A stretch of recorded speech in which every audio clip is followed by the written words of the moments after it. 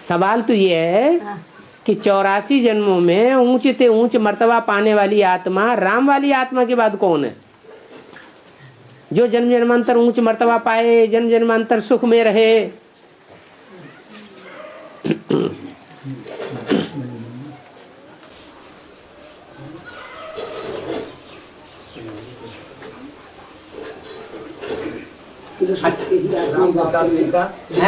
बनते हैं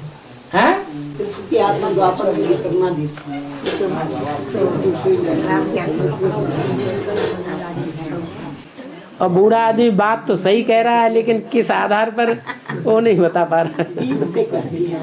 हाँ देखो, भक्ति मार्ग में भी या दुनिया में भी कोई राजाएं महाराजाएं सम्राट होते हैं तो उनकी राजाई का मालिक कौन बनता है?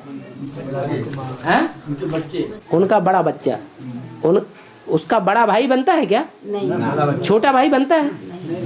कोई महाराजा हो, कोई सम्राट हो और उसके छोटे छोटे 7 भाई हो, तो उन 7 भाइयों में से किसी को गद्दी मिलती है क्या? नहीं मिलती है। किसको मिलती है? उसके बड़े बेटे को मिलती है। तो ऐसे ही ये परंपरा कहाँ से पड़ी?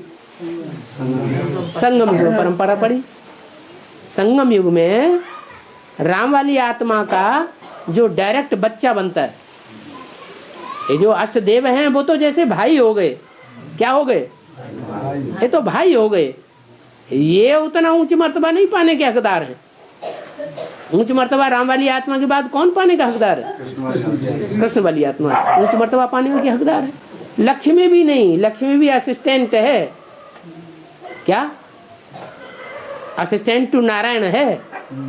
ऐसे नहीं कि राम वाली आत्मा शरीर छोड़ दे तो लक्ष्मी वाली आत्मा नारायण बन के, सम्राट बन के बैठ जाएगी, विश्व का मालिक बन के बैठ जाएगी। बनेगी नहीं। हाँ, उसको तब तक संभालना है जब तक बच्चा बड़ा हो जाए। तो शिव बाबा की दृष्टि में सबसे ऊंच आत्मा संसार की राम वाली आत्मा, उसके बाद कृष्ण वाली आत्मा, उसके बाद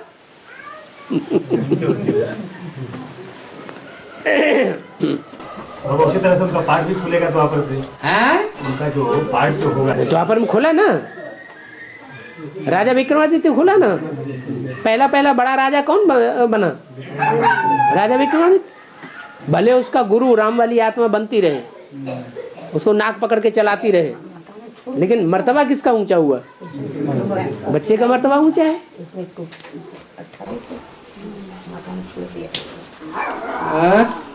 उसके बाद फिर किसका है?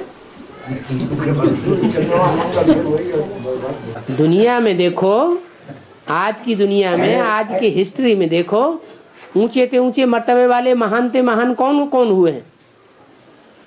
चलो देवी देवता सनातन धर्म में तो बता ही सकते हो कौन कौन हुए हैं। कौन हुए जिनका बहुत गायन है, बहुत मर्तबा है? वो कौन है? अरे अरे राम और कृष्ण। कौन है मर्तबे वाले? राम और कृष्ण। अच्छा, ये तो देवी देवता सनातन धर्म में हो गए। अब इसके बाद दूसरे धर्मों में महान से महान कौन है? महान पाठधारी कौन है? जिनका सब धर्मों में, अपने अपने धर्मों में बड़ा महानता गाई हुई है, बहुत महान रूप में देखे जाते हैं, समझे जाते हैं। इब्राहिम है। इब्राहिम इस्लाम धर्म में जितना ऊंचा माना जाता है उतना और रिगार्ड किसी को नहीं देंगे। ऐसे ही बौद्ध धर्म में महात्मा बुद्ध को जितना ऊंचा मानेंगे उतना और किसी को नहीं मानेंगे। हाँ, क्राइस्ट, मोहम्मद, शंकराचार्य, गुरु नानक, तो ये खास खास धर्म पिताएं हुए ना। षष्ठी चक्र में भी महान ते महान कौन, किनके चित्र दिखाए हैं? अरे षष्ठी चक्र में बड़े बड़े महान महान पाठधारी हैं 5-7, वो कौन दिखाए हैं?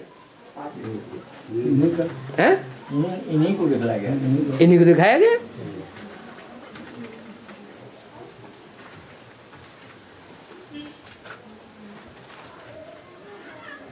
संगम युग में संगम युगी Radha Krishna,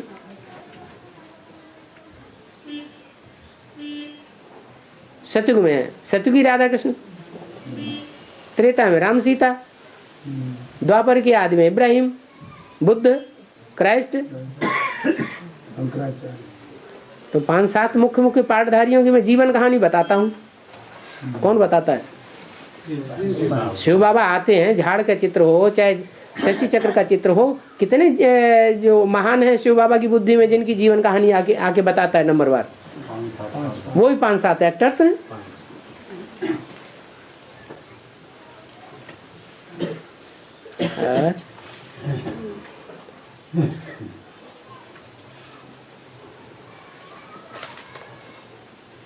great great grandfathers क्यों कहा जाता है? बाबा लक्ष्मी का भी तो नंबर होना चाहिए, वो भी इतने। वो तो असिस्टेंट है। आप असिस्टेंट इंस्पेक्टर बन गए तो आपकी ज्यादा मान्यता होगी या चीफ की ज्यादा मान्यता होगी? है असिस्टेंट एक होता है कि 20 होते हैं? अच्छा, असिस्टेंट तो ढेर होते हैं।